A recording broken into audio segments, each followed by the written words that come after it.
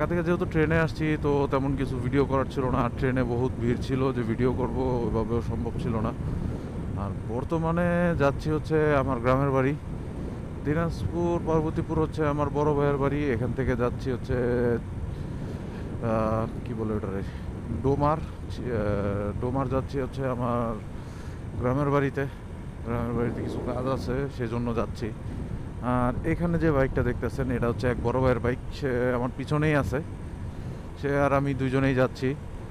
আর এখান থেকে বেশিক্ষণ সময় লাগে না, বাইকে গেলে সর্বোচ্চ মনে হয় 2 ঘন্টা 2.5 ঘন্টার মতো সময় লাগে। তো যেহেতু হাইওয়েতে যাচ্ছি, একা একা যাব, তাই চিন্তা করে ভাইকেও সাথে নিয়ে নিলাম। আর বেশিক্ষণ সময় লাগবে না। আর চিন্তা করলাম যে যেহেতু যাইতেছি, আমার একটা মোটামুটি ওয়ান কাইন্ড অফ লং ট্যুরই বলা চলে, কারণ ঢাকা থেকে অনেকটা দূরে চলে এসেছি। এই সাইডের রাস্তাঘাট কিন্তু ফাঁকা ফাঁকাই, হাইওয়েতে রাইড করা হচ্ছে। তো চলেন আজকে ভিডিওটা শুরু করি। তো হ্যালো এন্ড ওয়েলকাম, স্বাগতম জানাই একটা নতুন ভিডিওতে। আমি মোহাম্মদ সাজাদ হোসেন শাওন, আর আপনারা দেখছেন শাওনস ব্লগ।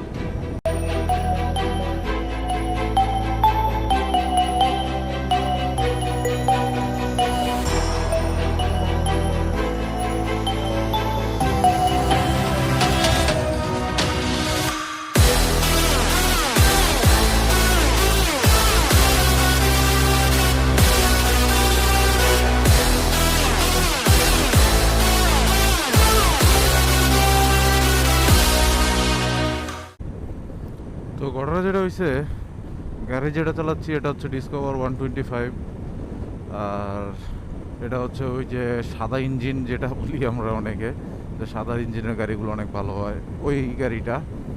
তো গাড়ির মোটামুটি সবই ঠিক আছে, একটু পুরনো হওয়াতে হয়তো বা কিছু কিছু জিনিস একটু লক্কর চক্কর করে, কিন্তু গাড়ির টানে কোনো তফাৎ নাই। আপনি একটা 150 সিসির যে কোনো একটা পালসারের সাথে আপনি তুলনা করতে পারেন, এমন পাওয়ার আছে। আর 5 গিয়ারের হওয়ার কারণে মনে করেন টুকটাক স্পিড উঠানো বা নামানোর ক্ষেত্রে কোনো সমস্যা হইতেছে না। মানে পিক আপটা খুব ভালো, মানে ইয়া করে আর কি, রেসপন্স করে। আর এখন বর্তমানে পার্বতীপুর এলাকা ছেড়ে দিচ্ছি, মানে পার্বতীপুর এরিয়া শেষ। এখন যাচ্ছি হচ্ছে সৈয়দপুরের দিকে। সৈয়দপুর এখান থেকে অলমোস্ট প্রায় 6 কিলোর মতো, তো বেশিক্ষণ লাগবে না। একটা বাজার পড়ছে এখানে। আর আমাদের যাইতে আসলে বেশিক্ষণ সময় লাগার কথা না, 2 থেকে 2.5 ঘন্টাই ম্যাক্সিমাম এর ভিতরে চলে যাওয়ার কথা। তারপরেও রাস্তাঘাটের অবস্থা, কন্ডিশন, মানে কিভাবে কি থাকে না থাকে সেটা হচ্ছে দেখার বিষয়। আর এখন পর্যন্ত তো সব ঠিকঠাক আছে, চলতেছে। তো দেখি সামনে যাই, গেলে কি অবস্থা হয় জানাচ্ছি। যে কোনো একটা জেলা, মানে কি বলবো, জেলা শহর দিয়ে গেলে হাইওয়ে রাইড করার সময় মানে একটা প্যারা খাইতে হয়, যেটা আমরা এখন খাইতেছি।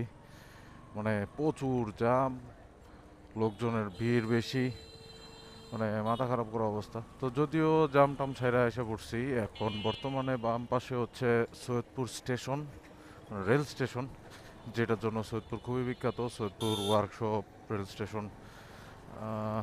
ওই যে, এই যে, যেই দেশে যাবেন ভাই, অটো আপনারা জ্বালাইবে।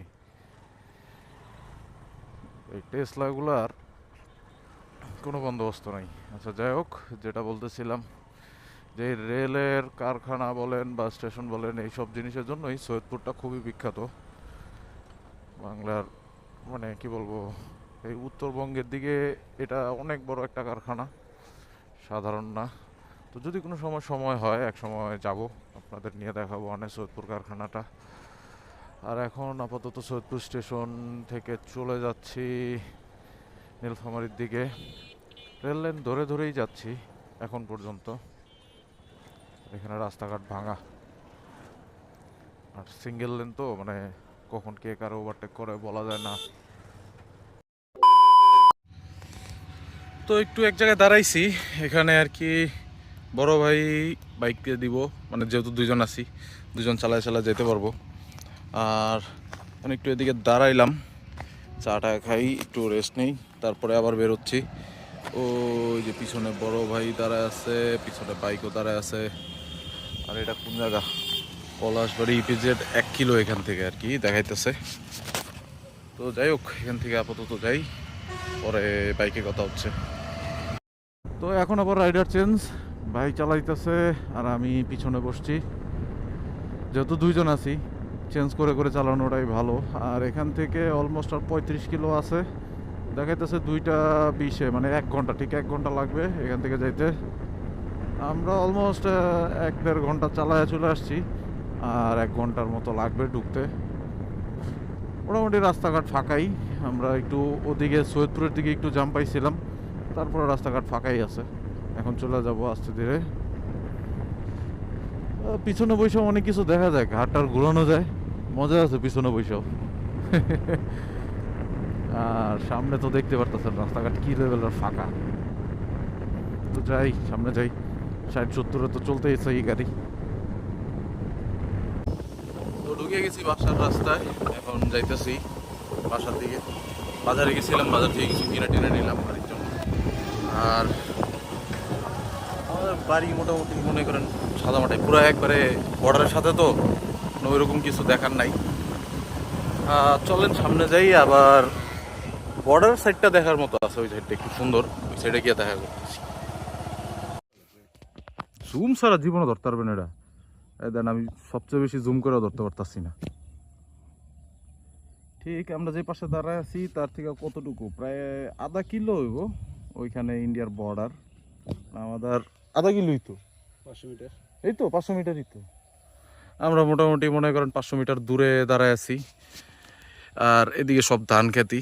আস্তে আস্তে অনেক দূর চলে এসেছি, কিন্তু মানে রাস্তা চিনি না। বাসায় ঢুকছি, প্রথমে বাসায় ঢুকছি, বাসায় ঢুকা পরে বাইরে হইলাম, বাইরে এদিকে ঘুরতে ঘুরতে আসলাম।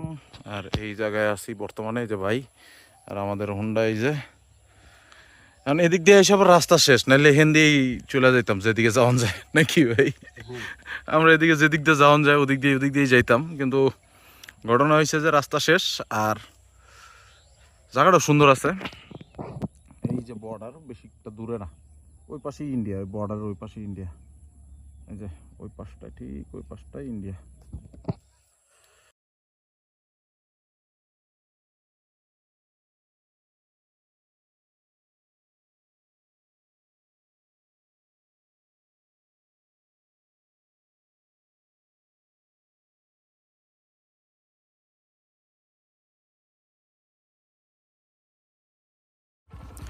শেষ, আর রাস্তা নাই এরপরে। এই হচ্ছে ওই পাশে বর্ডার, ওই যে বর্ডার।